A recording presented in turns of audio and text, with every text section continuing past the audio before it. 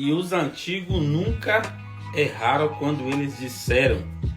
Mesmo aquele cara que nunca foi na escola, nunca teve uma faculdade, nunca teve um ensino superior, eles ainda diziam que a melhor faculdade é a vida. A vida ensina.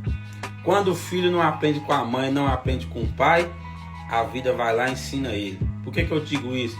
Porque às vezes na vida você perde, você é humilhado, você é machucado, você é menosprezado, você tem muitas frustrações.